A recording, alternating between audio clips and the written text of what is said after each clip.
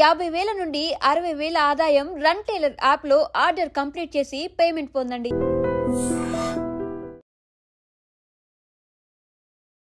నమస్కారం, welcome to I dream. ధర్మ మార్గం విత్ విజిత కార్యక్రమానికి స్వాగతం.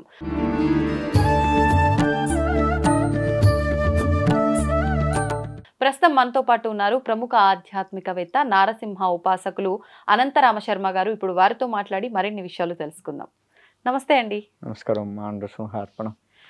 మనకు ఆషాఢ మాసం ఆల్రెడీ ప్రారంభం అయిపోయింది. ఈ ఆషాఢ మాసంలో మనకి మామూలుగా అంటే ఎటువంటి శుభకార్యాలు ఉండవు, కానీ ఇప్పటి నుంచి ఇంకా మనకు అన్ని కూడా దేవుడికి సంబంధించిన ఆరాధనలు, విశేషమైన రోజులు అనేవి ప్రారంభం అవుతుంటాయి. అందులో భాగంగా తీసుకుంటే ఏకాదశి, ముందుగా తొలి ఏకాదశి వస్తుంది. ఆ తర్వాత నుంచి మిగతా కార్యక్రమాలన్నీ కూడా ప్రారంభం అవుతాయని చెప్పి అనుకుంటాము. ఏకాదశికి మామూలుగానే చాలా ప్రాధాన్యత ఉంది. మరి ప్రత్యేకించి తొలి ఏకాదశి అంటే ఇంకా చాలా విశిష్టత. ఆ విశిష్టత గురించి తెలియజేయండి. ఆ రోజున ఉపవాసం ఏ రకంగా ఉండాలో తెలియజేయండి. తప్పకుండా. మనము శుద్ధ ఏకాదశి, బహుళ ఏకాదశి, రెండు ఏకాదశులు కూడాను విశిష్టమైనవి. విష్ణుమూర్తి ఆరాధనకి పౌర్ణమి ముందు, పౌర్ణమి తర్వాత అనేది ఉండదు. అసలు భగవత్ కార్యానికే అది ఉండదు. తిదివార నక్షత్రాలు ఏవి చూడాల్సిన పని లేదు, ఎప్పుడైనా చేసుకోవచ్చు. ఇంకా ఏకాదశి అనగానే విష్ణుమూర్తికి ఇంకెక్కువ ప్రీతికరమైంది. ఈ ఏకాదశి నాడు ఉపవాసం మామూలుగా వారాల్లో ఇప్పుడు మనము బాబా గారికి ఉపవాసం ఉందాం అనుకున్నాము, గురువారం నాడు ఉపవాసం ఉండే విధానము, ఏకాదశికి ఉపవాసం ఉండే విధానం డిఫరెంట్గా ఉంటుంది. గురువారం అనుకోండి, ఉదాహరణకి అది ఏ వారం అన్నా, సోమవారము, శుక్రవారం, మనం ఏ భగవత్ ఆరాధన చేస్తే ఆ వారం చేస్తే ఉదయం తలమించి స్నానం చేసి దీపారాధన చేసుకొని ప్రాతకాలాన్ని ఇలా పారాయణాలు ఏమైనా ఉంటే చేసుకొని మధ్యాహ్నం భోజనం చేసి రాత్రి టిఫిన్ కానీ ఏదన్నా తిని ఉపవాసంగా చెప్తాము. కానీ ఏకాదశి అలా కాదు. పొద్దున్నే స్వామివారి పారాయణాలు చేసుకొని చక్కగా సంధ్యా సమయంలో కూడా మళ్ళీ సాయంత్రం కూడా చేసుకొని ఉదయం నుంచి సాయంత్రం వరకు కూడాను స్వామివారికి పెట్టినటువంటి పండ్లు మాత్రమే నివేదన. పండ్లు తినొచ్చు అంటారు, కానీ భగవత్ ఆరాధన చేసే సమయంలో నైవేద్యం పెట్టినవి మాత్రమే తినాలి అని పెద్దలు చెప్తూ ఉంటారు. కొంచెం ఎక్కువ పెట్టుకోవాలి. ప్రసాదం భగవత్ ప్రసాదంగా తీసుకోవాలి. అంటే మళ్ళీ అన్నానికి సంబంధించింది కాదు, పండ్లు, పాలు ఇటువంటివి అవి స్వామివారికి పెట్టేసుకొని వాటితో ఉండి ద్వాదశి గడియలు వచ్చిన తర్వాత మళ్ళా స్వామివారికి ఆరాధన చేసుకొని మనం వండినదంతా కూడాను భగవత్ నివేదన చేసి ఒక బ్రాహ్మడికి కానీ బెదవారికి కానీ కొంత పెట్టి ఆ తర్వాత మనం స్వీకరించాలి. అంటే మరో రోజు తినేది ఒక రోజు మొత్తం. ఇది అసలు ఏకాదశికి ఉండే ఉపవాస దీక్షనేమో. కానీ కొంతమంది ద్వాదశి రోజు కూడా ఉపవాసం ఉండాలి అని అంటుంటారు కదా. ద్వాదశి రోజు ఉపవాసం ఉండే పని లేదు. ద్వాదశి నాడు విరమించాలి. ఉపవాసం ఉండాలి అనేది ఎక్కడ లేదు అసలు. కేవలం ఏకాదశి నిండు ఏకాదశి రోజు అంతా ఉపవాసం ఉన్నాము, ద్వాదశి రోజు పొద్దున్నే అంటే దీపారాధన అయిపోగానే మనం తినేయొచ్చా, లేకపోతే యథావిధిగా మళ్ళీ కొంచెం మధ్యాహ్నం సమయంలో తింటామే? అంటే మనం మధ్యాహ్నం తింటాం కదా, అలా తినడమే ఉత్తమము. అప్పటి వరకు మనం తినకుండా ఉన్నాం కదా అని కక్కుర్తిగా తినకూడదు.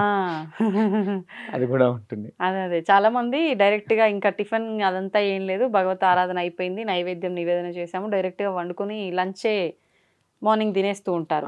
అది లేదు అసలు. ఏ సమయంలో ఏది చేయాలో అదే చేయాలి. పడుకునే సమయంలో లేచుండే సమయంలో పడుకోవడం అది కరెక్ట్ కదా. అలానే ఇది కూడా. ఓకే. కాకపోతే ఏంటంటే ఈ షుగర్ పేషెంట్లు కొద్దిగా టాబ్లెట్, బీపీ ఇటువంటి టాబ్లెట్ వేసుకోవాలి తప్పదు అనుకున్న వారికి కాస్త టిఫిన్ చేసే సదుపాయం. అందుకే పండ్లు తినమనేది. శరీర ధర్మాన్ని కూడా కాపాడుకోవాలి కదా. ఇప్పుడు లేదండి మేము మొత్తం తినకుండా ఉండలేము అనుకున్న వాళ్ళు, ఈ పళ్ళు పలహారాలు ఇవన్నీ మాతో కావు అనుకున్న వాళ్ళు ఒక పూట తిని కూడా చేయొచ్చా? తినడం కూడా సాత్వికమైన తినాలి. అంటే అన్నానికి సంబంధించింది తినొద్దు. ఇప్పుడు ఉదాహరణకు ఉప్మా తింటాము, గోధుమ రవ్వ, బియ్యపు రవ్వ, 3 రకాలు ఉన్నాయి ఒక్క ఉప్మాలోనే. ఆ 3 రకాలలో బియ్యపు రవ్వ ఉప్మాని దూరం చేయాలి. బియ్యం ఉడికితే అన్నం అవుతుంది. రవ్వ అనే పేరే కానీ అన్నం అవుతుంది అది. కాబట్టి దాన్ని దూరం చేయాలి. ఇలా తీసుకోవచ్చు కాస్త. ఇది తప్పదు అనుకున్నటువంటి వాళ్ళు ఓకే. అంటే రైస్ ఐటమ్స్ తప్పించి రైస్ ఐటమ్ మిగతావి ఏవైనా కూడా అల్పాహారంగా తీసుకోవచ్చు. అయితే ఇక్కడ తొలి ఏకాదశి విశేషం ఏందయ్యా అంటే మనకి మృడాసురుడు అనే రాక్షసుడితో విష్ణుమూర్తి యుద్ధం చేసి ఉన్నాడు. యుద్ధం చేసి అలసిపోయి ఉత్తర ద్వారముఖంగా కూర్చొని యోగ నిద్రలో ఉన్నాడు. ఆ యోగ మాయ వచ్చేసి ఆ మృడాసురుణ్ణి సంహరించింది. అందుకని ఆ ఏకాదశిని విశేషంగా చెప్తారు. సో ఆ సమయంలో విష్ణుమూర్తి ఆరాధన మనం ఎంత చేస్తామో అంత మంచి ఫలితాలు వస్తూ ఉంటాయి. ఇక్కడ మనం ఉత్తగా ప్రతిరోజు చేసే ఆరాధనకు 100% ఫలితం వచ్చింది. ఏకాదశి రోజు మన ఈ తొలేకాశి కాసేపు పక్క పెడితే ఏకాదశి నాడు ఏకాదశి అంటామండి. శయనేకాశి పడుకుంటారు, ఆయన పడుకుంటారు. ఆ ఏకాదశి రోజు వచ్చేసి 1000% ఫలితం వస్తుంది. అదే తొలేకాశి ఇటువంటి సమయాల్లో 1,00,000% ఫలితం వస్తుంది. మళ్ళీ అవే క్షేత్రాల్లో చేస్తే ఇంకా అధికమైన ఫలితం వస్తుంది. దేవాలయాల్లో క్షేత్రాల్లో ఇంకా మంచి ఫలితాలు వస్తాయి. కాబట్టి దేవాలయ దర్శనము ఇటువంటివి బాగా ఎందుకు చేసుకుంటాం అంటే మంచి ఫలితం వచ్చి స్వామివారి అనుగ్రహం పూర్తిగా మన మీద ఉండాలి. ఫలితం అనగానే మళ్ళీ మనకు డబ్బులు ఈ లౌకిక సుఖాలు కాదు, మళ్ళీ ఆధ్యాత్మికత మనలో పెరిగి భగవంతుడి యొక్క కృప మన మీద కలిగి ఈ జన్మరాహిత్యాన్ని పొందాలి. ఇంకొక జన్మ లేకుండా చేసుకోవాలి. జన్మరాహిత్యం అంటే దానికోసం మనం తాపత్రయపడాలి. అది అసలు ఏకాదశి నాడు చేసే విశేషం, భగవంతుడికి చేసే విశేషం అసలు అది. ఆ విధంగా కనుక ఎవరైతే చేసుకుంటారో భగవత్ అనుగ్రహం ఉండి వాళ్ళు ఖచ్చితంగా జన్మరాహిత్యం అంటే ఇంకొక జన్మ లేకుండా ఈ జన్మలోనే మనం చేసుకొని ఇంకా పూర్తిగా జన్మ లేని యొక్క జీవితాన్ని ఈ జన్మలో మనం గడపచ్చు. ఓకే, అంటే ఇప్పుడు ఎవరైనా ఏదైనా చేస్తున్నారు మానవులు అని అంటే ఖచ్చితంగా అదొక పర్పస్ తోటే చేస్తారు. నేను ఈరోజు ఈ పూజ చేస్తున్నా అంటే నాకు దానివల్ల ఈ ఫలితం కలగాలి అని చెప్పి ఖచ్చితంగా ఎంత కోరుకోవద్దనుకున్నా దేవుడి ముందు వెళ్ళి నిలబడగానే స్వామి నాకు ఈ ఇబ్బంది ఉంది, దాని నుంచి బయట లేకపోతే స్వామి నేను ఇది కొనుక్కోవాలనుకుంటున్నా నాకు అది ప్రసాదించు, ఈ రకంగా అనేసుకుంటూ ఉంటారు.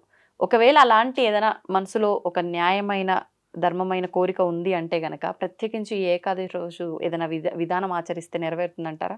ఖచ్చితంగా.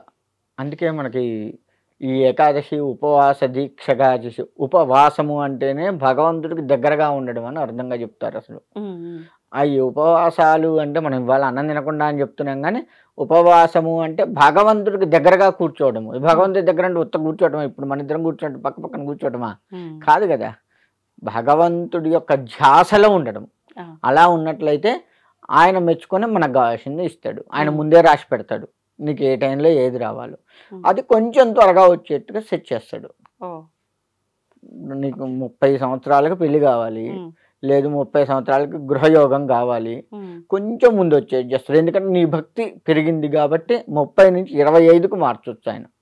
మార్చి మన ద్వారా మనం మంచి పొజిషన్లో ఉండి ఓ ఇల్లు ఈఎంఐ అయినా సరే ఏదో సొంత ఇల్లు అయితే వస్తుంది.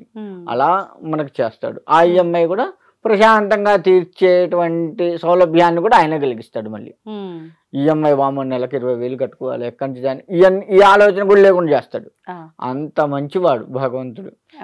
మనం ఆయన్ని ఆరాధించక సరిగా ఏం చేయాలండి? ఆరాధన అంటే ఏదైనా పరిహారమా, ఏదైనా దీపారాధన, లేకపోతే ఏమన్నా చేయాల్సి ఉంటుందా ఈరోజు? భగవత్ నామాన్ని చదువుకుంటే చాలు, భగవత్ పారాయణాలు చేసుకుంటే చాలు. ప్రత్యేకించి ఈ రోజున ఏం చేయాల్సి ఉంటుంది? విష్ణు సహస్రనామం ఏకాదశి కాబట్టి విష్ణువుకి సంబంధించి, లేదు శివుడికి సంబంధించి అయినా చేసుకోవచ్చు. నాకు శివుడు అంటే బాగా ఇష్టం. శివుడికి సంబంధించి శివాయ విష్ణు రూపాయ శివరూపాయ విష్ణువే అని శివకేశవులకు భేదం లేదు. కాబట్టి అటు ఎవరి ఆరాధన చేసినా ఏకం సత్ విప్రా బహుజా భవంతి అన్నట్టుగా భగవంతుడు ఒక్కడే, ఆయన ఖచ్చితంగా మన కోరికలను తీరుస్తాడు. అంతేగాని ఈరోజు ఏకాదశి విష్ణుమూర్తి ఆరాధన అయితే నువ్వు శివుడు ఎట్లా చేసావు, అమ్మవారు ఎట్లా చేసావు, ఇవన్నీ ఉండవు భగవంతుడి దగ్గర. మన దగ్గర ఉంటాయి అవి, భగవంతుడి దగ్గర అదంతా ఉండదు. ఎట్లా ఉన్నా ఆయన స్వీకరిస్తాడు. కాకపోతే భక్తిగా త్రికరణ శుద్ధిగా భక్తిగా ఉండగలిగితే చాలా ఆయన ముందు ఖచ్చితంగా మనకి మంచి రిజల్ట్ ఇస్తాడు అనడంలో ఎటువంటి సందేహం లేదు. ధన్యవాదాలండి. మంచిదమ్మా. తవ్వండి, తవ్వుతూనే శివలింగం సరే దాన్ని అట్లా కప్పేసేయండి, చూపించదండి. Krishna is there. మూర్తి పూజ కాదు, సాక్షాత్ బ్రజేంద్ర నందన భగవాన్ ఉన్నారు మూర్తిలో. ఏమీ ఆశించకుండా ఆరాధించే వాళ్ళు కూడా ఉన్నారా ప్రభుజీ? నిజమైన భక్తి అంటే మనకు తెలియదు కాబట్టి